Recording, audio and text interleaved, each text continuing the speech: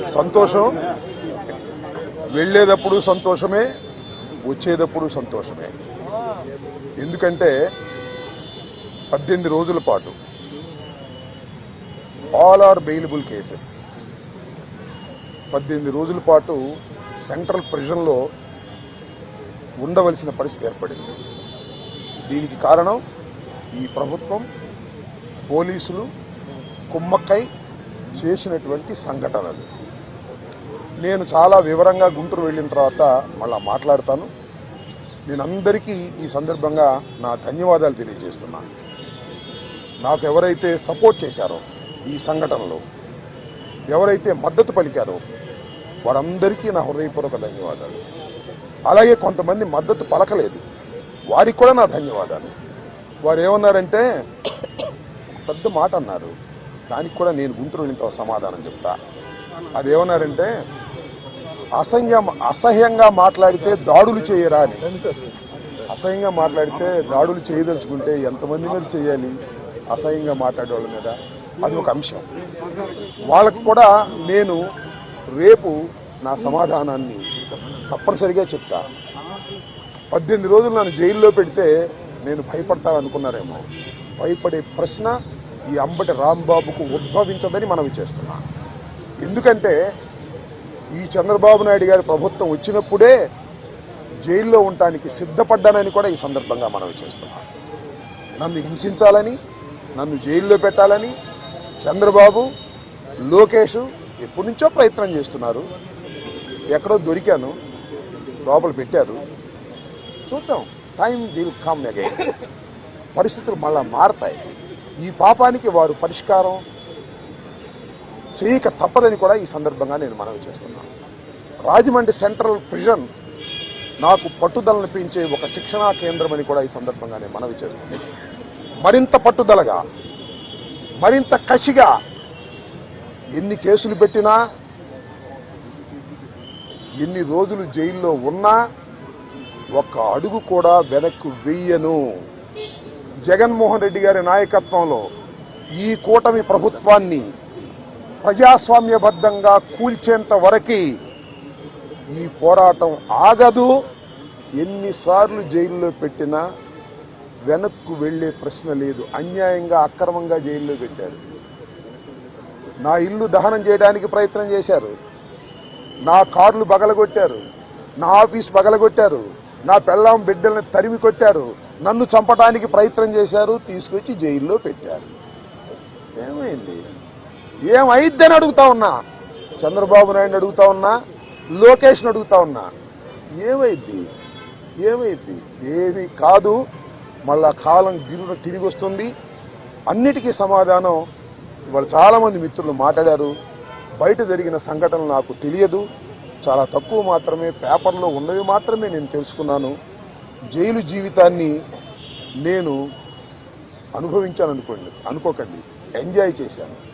ఎంత కఠినంగా ఉన్నా ఎంజాయ్ చేశాను. ఎందుకంటే ఒక రాజకీయ స్ఫూర్తితో రాజకీయాల్లోకి వచ్చినటువంటి వ్యక్తిని నేను, పట్టుదలగా ముందుకు సాగే వ్యక్తిని జైల్లో పెడితే భయపడిపోయే వ్యక్తిని అంతకంటే కాదు, మరింత ధైర్యంగా పోరాట పటిమతో ముందుకు వెళ్లేటటువంటి వ్యక్తిని కూడా మనవి చేస్తున్నా. ఎప్పుడు ఎక్కడా తప్పు చేయలేదు. పొరపాటు మాట్లాడితే వెంటనే పశ్చాత్తాపడ్డా. పశ్చాత్తాపానికి మించిన ప్రాయచిత్తం లేదంటారే, మరి ఏమిటి? ఎంతమంది పశ్చాత్తాపడ్డారు? నేను తప్ప ఎవరైనా పశ్చాత్తాపడ్డారా అని అడుగుతా ఉన్నా. సరే, ఏది ఏమైనా టైం విల్ డిసైడ్.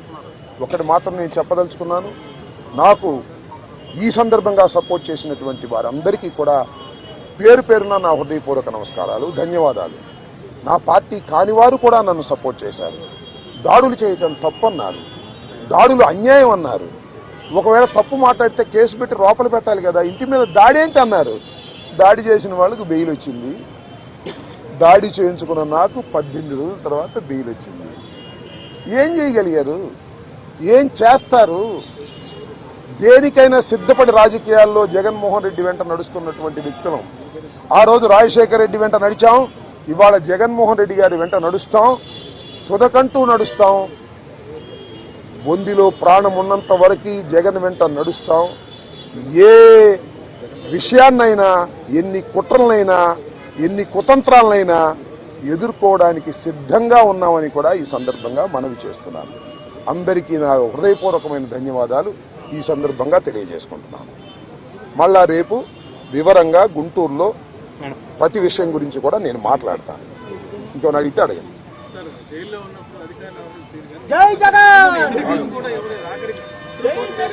జైల్లో ఉన్నప్పుడు అధికారులు వాళ్ళ రూల్ ప్రకారం పోతారు, అక్కడ ఫుడ్డే పెడతారు. అది నాకు నచ్చినా నచ్చకపోయినా ఆ ఫుడ్డే తింటాను. కలకాలం తింటాను ఆ ఫుడ్. ఆ పెట్టిన ఫుడ్ నాకు నచ్చలేదు, ఎందుకంటే కొద్దిగా డబ్బులు ఉండవాళ్ళం కదా, మంచి ఫుడ్ తింటాం. జైల్లో మంచి ఫుడ్ కావాలంటే వస్తుందా? కోర్టు వారు నాకు ఆర్డర్ ఇవ్వలేదు. ఓకే, జైలు అధికారులు వారి ప్రవర్తన వాళ్ళది, వాళ్ళు నాకేమో స్పెషల్గా ఏం చూడాల్సిన అవసరం కూడా నేను ఎప్పుడు కోరుకోలేదు, కోరుకోను కూడా. సామాన్య ప్రశ్నలుగానే ఉండటానికి నేను ఇష్టపడ్డాను. కోర్టు ఆర్డర్ ఇస్తే బయట భోజనం తిన్నాం అనుకున్నాం, కోర్టు ఆర్డర్ ఇవ్వలేదు, లోపల భోజనమే తిన్నాం. కొద్దిగా చిక్కినట్టున్నా, అయినా ఏం కంగారేం లేదు, ఏం ఇబ్బంది కూడా ఏమి లేదు. ఆరోగ్యం బ్రహ్మాండంగా ఉంది, ఆరోగ్యం మరింత పట్టుదలగా ముందుకు సాగుతుంది.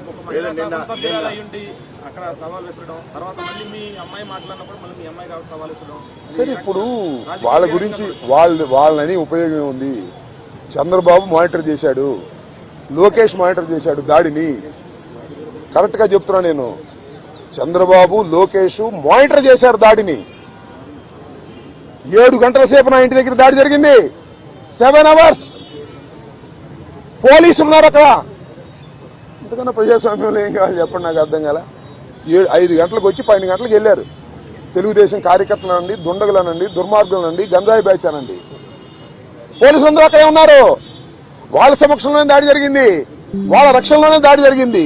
మీ అందరికీ తెలుసు, నేను ప్రత్యేకంగా చెప్పాల్సిన అవసరం లేదు. బట్ నేను 11వ తారీఖున రాత్రి 10:20 నేను అరెస్ట్ అయిన దగ్గర నుంచి ఇప్పుడు వరకు ఏం జరిగిందో బయట ప్రపంచంలో నాకు లిటిల్ నాలెడ్జ్ ఉంది. అంటే పేపర్ నాలెడ్జ్ తప్ప నాకు ఎవరు ఏమీ నాలెడ్జ్ ఇవ్వలేదు. కాబట్టి ఈ నాలెడ్జ్ అంతా తెలుసుకుని రేపు చాలా వివరంగా, చాలా సుదీర్ఘంగా నేను నా ఆవేదననండి, నా కోపం అనండి, నా బాధ అనండి, నా ఆర్గ్యుమెంట్ అనండి ప్రజల ముందు పెడతాను. ఎందుకంటే ప్రజల ముందు ఎందుకు పెట్టాలంటే ప్రజలకు అర్థం కావాలి, నేనేమిటో తెలుసు. అయినా ఇప్పుడు జరిగినటువంటి సంఘటనలో చాలా పత్రికలు రాసినాయి కదా నా మీద, వాటన్నిటికీ ప్రజలకు చెప్పుకోవలసినటువంటి బాధ్యత నాకు ఉంది. కాబట్టి రేపు చాలా క్షుణ్ణంగా చెప్తాను. చెప్పండి. దార్ ప్లాన్స్. ఇప్పుడు నా జోగి రమేష్, అమ్మటి రాంబాబు అని కదా, వాళ్ళ విధానమే వైలెన్స్ లోకి వెళ్లి భయపెట్టాలని ప్రయత్నం చేస్తున్నారు.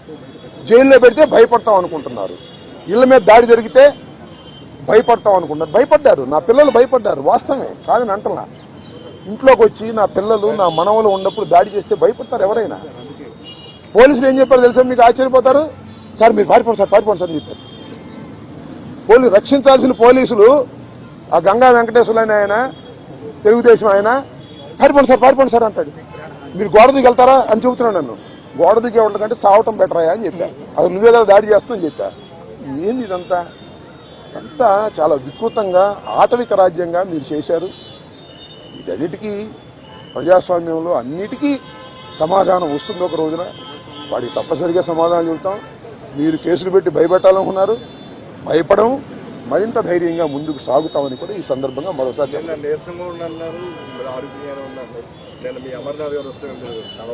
ఆయనకి అట్లా కనపడ్డానేమో. నేను నీరసంగా ఎప్పుడూ లేను, లోపల ఏది ఇబ్బంది పడలేదు. కాబట్టి బాత్రూమ్ దగ్గర జారి కొద్దిగా పడ్డాను. నా అంతా నేను ఎవరి తప్పు లేదు. ఆ బాత్రూమ్లు అన్నీ ఉంటాయి కదా, మనం అలా ఉన్నాయంటే జైల్లో ఎలా ఉంటాయి అలాగే ఉన్నాయి. దాని గురించి పెద్ద ఏమన్నా షవర్ ఉందా? లేదు కదా. So I don't care all these things.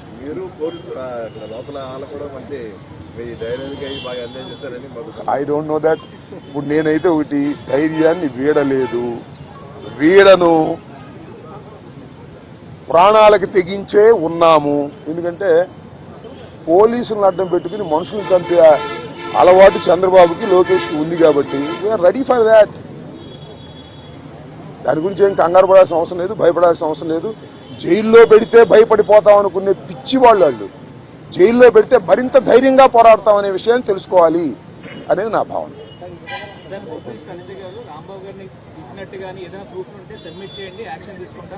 చూశారుగా మీరు, సోషల్ మీడియాలో చూడలేదా? నన్ను తిడతా ఒక ఆమె వీర విహారం చేసింది.